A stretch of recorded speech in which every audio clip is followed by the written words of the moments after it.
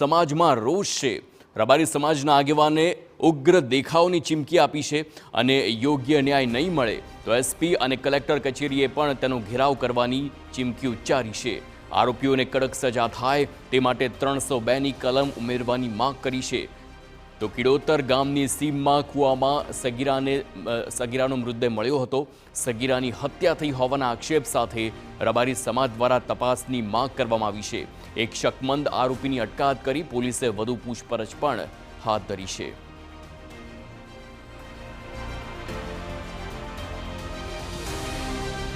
રાજ્યના ગૃહમંત્રીને વિનંતી કરું છું કે વારંવાર આવા બનાવો બને, દીકરીઓની હત્યા કરવામાં આવે છતાં પણ આ નરાધમ અને તંત્ર ચૂપ છે। તંત્રને વિનંતી કરું છું કે જિલ્લાના કોઈ પણ ખૂણે આ માલધારી સમાજની દીકરી છે, કોઈ પણ સમાજની દીકરી હોય એના માટે કાળ બનીને અમારે આવવું પડશે કે તમે નરાધમોને સજા નહીં કરો, તાત્કાલિક નહીં પકડો તો સમગ્ર ગુજરાતનો રબારી સમાજ બનાસકાંઠા એસપી કચેરી, કલેક્ટર કચેરીનો ઘેરાવ કરશે। તાત્કાલિક નરાધમોને પકડીને કડકમાં કડક સજા આપો। તો કિડોતર ગામની સગીરાનો મૃતદેહ મળી આવવા મામલે રબારી સમાજમાં ભારે આક્રોશ ફેલાયો છે। સમાજના આગેવાનોએ આરોપીઓને પકડવાની માંગ સાથે મૃતદેહનો સ્વીકાર કરવાનો પણ ઇનકાર કર્યો હતો।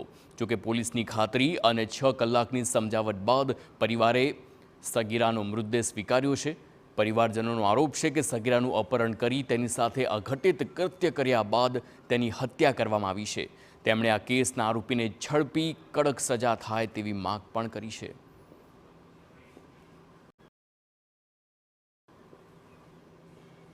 અને પોલીસે અમને સમજણ આપી અને વિશ્વાસ આપ્યો કે જેમ બનશે એમ અમે તમને ન્યાય આપશું અને એના આધારે અમે હવે લાશને સ્વીકારીએ છીએ અને પોલીસ પ્રશાસન પાસે અને સરકાર પાસે અપેક્ષા રાખીએ કે અમને જલ્દીથી જલ્દી ન્યાય મળે।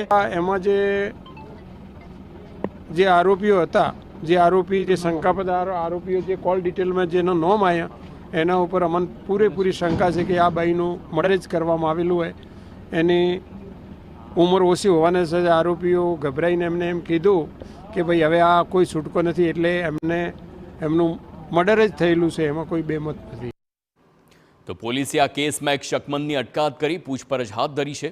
પોલીસે મૃતક સગીરાના પરિવાર સહિત રબારી સમાજને બાંહેધરી આપી છે કે કેસની ઝીણવટભરી તપાસ કરાશે। હાલ તો સગીરાનું પેનલ પોસ્ટમોર્ટમ કરાયું છે અને રિપોર્ટ બાદ આગળની કાર્યવાહી કરાશે।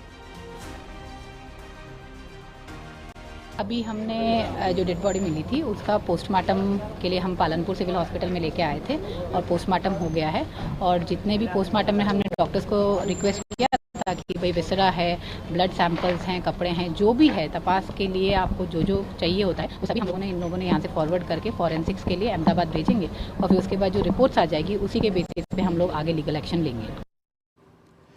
ગીર સોમનાથમાં દુષ્કર્મ અને એટ્રોસિટી